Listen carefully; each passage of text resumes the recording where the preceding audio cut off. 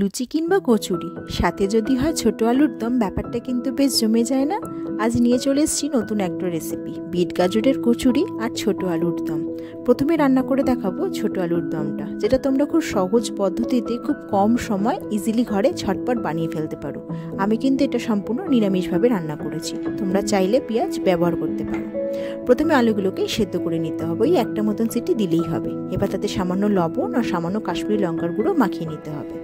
কিছু ভেজিটেবলস ব্যবহার করেছি, নিয়ে নিয়েছি কড়াইশুঁটি আর নিয়ে নিয়েছি ক্যাপসিকাম, আর লাগবে হাফ চামচ বাদাম আর হাফ চামচ চারমগজ। আলুগুলোকে যখন মশলা মাখাবে তাতে সামান্য একটু ছুরি দিয়ে আলুগুলোর গায়ে চিড়ে নেবে, তাহলে মশলাগুলো কিন্তু আলুর গায়ে ভালো মতন ঢোকে। এবার একটা মশলা বানিয়ে নেবো, তার জন্য নিয়ে নিয়েছি একটা গোটা টমেটো, 1 চামচ জিরে আর হাফ ইঞ্চি মতন আদা। এটাকে আমি ভালো করে বেটে নেব। এবার ওই মশলার বাটিতেই বেটে নিয়েছি বাদাম আর চারমগজটা।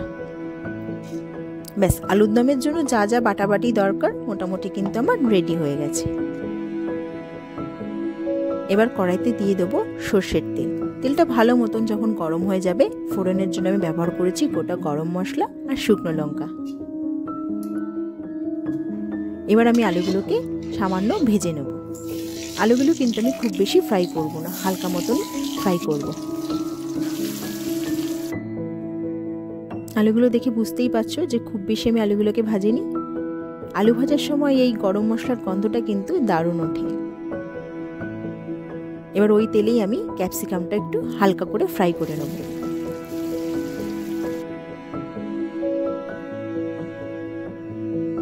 ব্যাস, এবার দিয়ে দিয়েছি টমেটো বাটাটা। এবার ভালো করে কষিয়ে নেবো। ভালো করে কষানো হয়ে গেলে তাতে দিয়ে দেবো স্বাদ মতো নুন, দিয়ে দিয়েছি কড়াইশুঁটিগুলো। ভালো করে নাড়াচাড়া করব। যখন মশলা থেকে তেল ছেড়ে আসবে তাতে দিয়ে দেবো সামান্য চিনি আর 1 চামচ কাশ্মীরি লঙ্কার গুঁড়ো। বেশ ভালো করে কষিয়ে নেবো। এবার দিয়ে দেবো সেদ্ধ করা ভাজা আলুগুলো। ভালো করে মশলাটা মাখিয়ে নেব এবং সবশেষে দিয়ে দেবো ক্যাপসিকাম কুচি আর দিয়ে দেবো লাস্টে একদম বাদাম বাটাটা। ব্যাস, আমার কিন্তু একদম রেডি হয়ে গেছে ছোট আলুর দম।